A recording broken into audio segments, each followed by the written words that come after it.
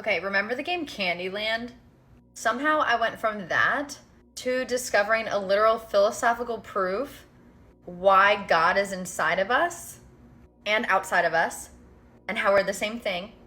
Please stick with me on this. I feel like this will change your life and your perspective. In a way, it proves our belief in something. It's like manifestation on steroids. Okay, just listen. I promise this will be a good deep dive. Let's go. Okay, I have to give you the backstory. I'm going to give you a great dose of nostalgia. I was doing some work on my inner child and I answered 2 questions. My favorite childhood toy and my favorite childhood game. And then basically I was trying to think what they had in common. So my favorite hood game was Candyland and my favorite childhood toy was a Tamagotchi, duh. I love Tamagotchis because I never knew what creature it would evolve into. And I love Candyland because I never knew if I would win or lose. And I like to cheat at it, but that's besides the point. So what do these 2 things have in common? The not knowing, the unknown, the mystery. And just wait. I'm literally going to show you like a philosophy, math, physics proof of why it proves that not only God, I think it proves not only God is a mystery, but we have God inside of us as well, and it's the same thing. Love connecting dots. So, a mystery is the quality of being strange and secret and full of things that are difficult to explain. That sounds like God to me, right? So, I started to think. I was like, oh, what does my story have in common? Mystery. And then I was like, mystery, my story. So not only do I think God is mystery, stick with me, y'all. This is not a coincidence. God is the mystery and I am my story. And the only thing they don't have in common is the E and the O. So that led me to believe E is the outer God or the mystery, and the O is me, it's the inner God. I think I was just fucking around there. But really quick, when I was thinking back to my childhood and like what felt so good and the mystery and the unknown felt so good, where now as an adult, the unknown feels so scary because we've been brainwashed. What felt like so good in a mystery also just felt like me. Like the feeling of nostalgia, guess what? That feeling is you, if that makes any sense. So what felt good was God, was mystery, the universe, whatever. Hopefully that made sense. Keep going. It gets even better. Okay, so at this point, I want to look up E and O. So I'm like, okay, let's tackle outer God, the mystery first. E stands for Epsilon. Epsilon is the 5th letter of an alphabet. The symbol is permittivity, which we'll get into. And they use epsilon to denote the smallest quantity, which is taken as 0. God is nothing, but God is everything. Then I came across something very interesting. So I Googled epsilon more because I want to know about permittivity, which we'll get into. It signifies the permittivity of a material, which measures how easily a material allows an electric field to pass through it. I'll get into that in 2 seconds. I then saw this frickin' thing, EO, epsilon naught, referring to the permittivity of free space, vacuum. Guys, that's the plasma field. Yep, here we go, plasma. 0 point energy, the vacuum. So EO refers to permittivity, which is how easily this plasma is allowing an electric field or consciousness to pass through it. And I was like, oh frick. I say oh fuck. For anyone who doesn't know, plasma is the 4th state of matter. It's known as an ionized gas, but it makes up 99.9% in the universe. It's everywhere. It makes up 100%. Check out my plasma intelligence to learn more. My playlist, it's not the point of this video. Just think of outer space and space as plasma. So in my mind, permeativity is the ability of a substance like plasma to store consciousness or electrical energy in an electric field. Something along those lines. Which in my mind would mean that E times O, the outer God times the inner God, equals the permeativity of plasma. So your connection to God, you call this the universe, your belief, whatever you want, not just the man in the sky, your belief strengthened is E times O. So the bigger this bond is, the belief, the trust, the more power you have to infiltrate and affect the electromagnetic field in the plasma field. You can manifest easier, create your life.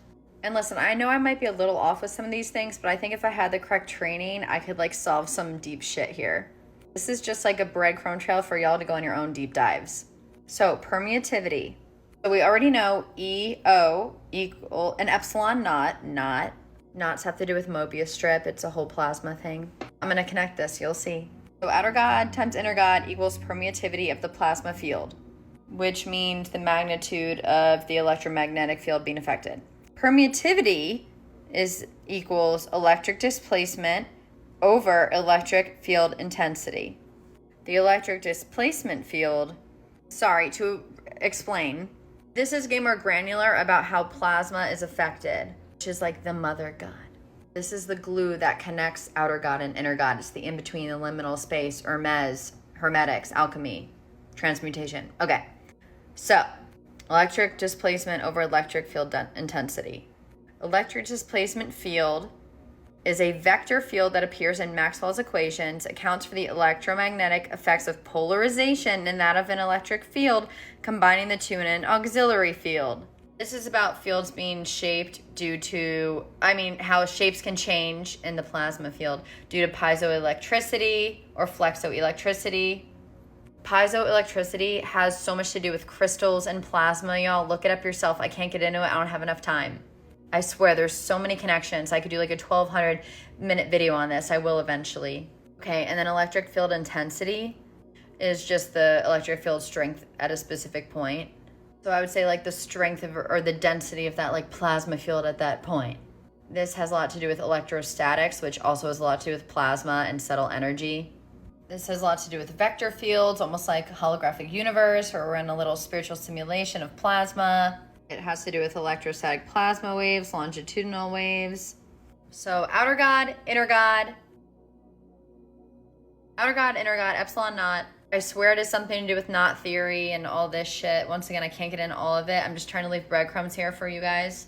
Okay, those of you who still are here get the coolest part of this whole thing. I saved it for the end. The inner God, or the O, is like an omicron. It means an I or us or life. Infinite potential of God, or the mystery, is us. We're awesome. Also, when you write my story mystery like this, it basically is an infinity symbol is what we are, or an 8. God is the infinity symbol, and then we are the circle or the infinite potential. But God is the infinite, the 8. The only difference that separates us is the dash. Think of the inner God as a spiral or a 0 or a circle, and the outer God as an infinity symbol or an 8. Think of these as like inverted angel wings. Okay, here's where it gets crazy. Knowing yourself, know thyself. This is a loaded statement. Basically, by asking myself about my interests in my childhood and like fucking Candyland, I came up with like a secret of the universe. So by self-inquiry or asking yourself questions, you unlock the mysteries of the universe. All the answers are God is inside of you. And through that, you find out the mystery of life. Asking your inner God questions connects you with outer God. Specific questions. Just to Easter egg, Epsilon is also in the constellation Cygnus, which I think is where the star Bethlehem is, and the star Deneb, which I made a whole video about. I don't think this is a coincidence. I think like our future selves are from this area. And it's just funny it's named Epsilon. Maybe it's because it's the 5th star in the star system though. But I'm telling you guys, the like permittivity thing mixed with the plasma field, mixed with the E and O, the mystery, the my story, I don't think any of that is a coincidence. So basically the value of epsilon naught, or the inner plus the outer God, the strength of belief, determines the strength of consciousness in plasma. So the more belief you have in yourself and this God supporting you, the more trust you have in yourself, the more power you have to influence plasma, to influence reality. This is what I could have just said from the beginning. Sorry. This medium of plasma with a high permittivity will polarize easier when an electric field or consciousness is applied. Our thoughts matter, our beliefs really matter. The more you know God is inside of you and you are God, and God is also outside of you, and you're in communication through this glue, through this plasma, the more powerful you'll be. Remind yourself of this. I swear all of this has so many more answers. I wish I went to college, but I study science and I'm learning it, so one day I can actually like solve this shit. But for now, I feel like I gave you guys enough. I would love to know your thoughts on this. I bet you'll make your own connections. You guys are so smart. Thanks for staying with me on this. All the answers are inside of you.